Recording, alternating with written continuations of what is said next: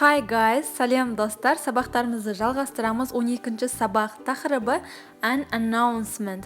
Announcement деген хабарландыру деген сөз.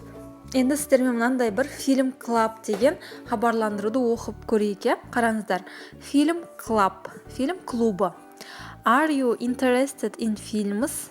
Are you interested in деген қызығасың ба деген сөз. Interested in films, фильмге қызығасың ба?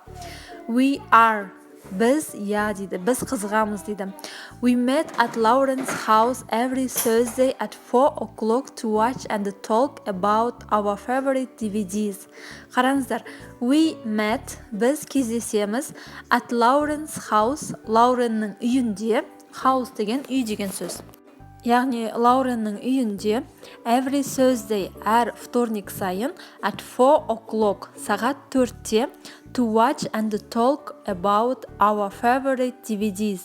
Watch деген көру, talk деген әңгімелеу, about деген туралы. Яғни сағат 4-те қарау үшін және әңгімелеу үшін our favorite DVDs, біздің favorite деген сүйікті деген сөз. Сүйікті DVD-ларымыз туралы қарап тыңдау үшін жиналамыз дейді, я? Every month we met to decide the next 4 films. Every month, month деген ай. Әр ай сайын we met, біз кездесеміз, to decide деген решать деген сөз. The next 4 films, next келесі 4 фильмді. Әр ай сайын біз келесі 4 фильмді шешу үшін жиналамыз дейді.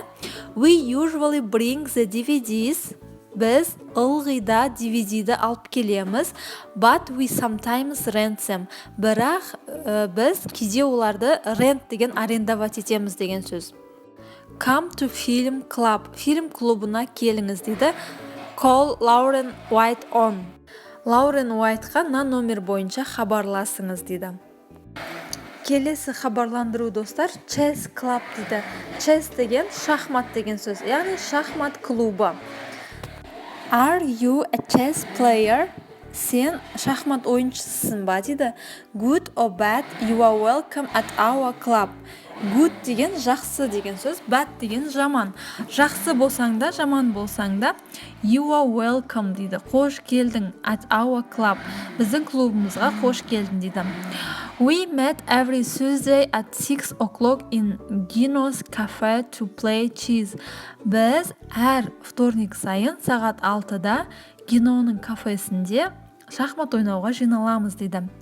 We usually play for fun, but we also have a competition every year.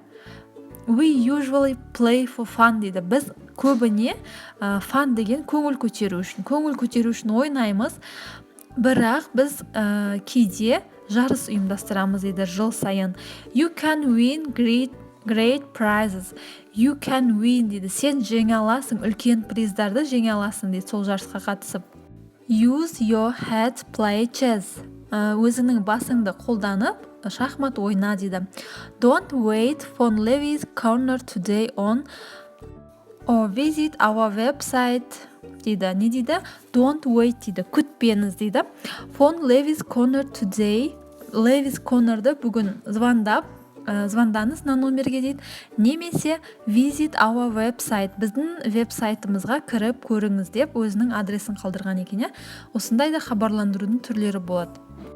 Одан кейін достар, тағы бір нәрсе, осындай хабарландырулардың арасында императивіс деген болады. Императивіс деген олар қысқа түрде түсінуге оңай ретінде жазылған тұрақты сөз тіркестері секілді. Мысалы, don't forget call this number деп өзінің номерін жазып қояды. Ұмытып кетпей, мына номерге хабарлас дейді. Бұндайлар тұрақты сөз тіркесі сияқты да өмірі хабарландырулардың арасында қолданылады, және де формасы өзгермейді. Тура сол формада ылғи да қолданылып жүреді.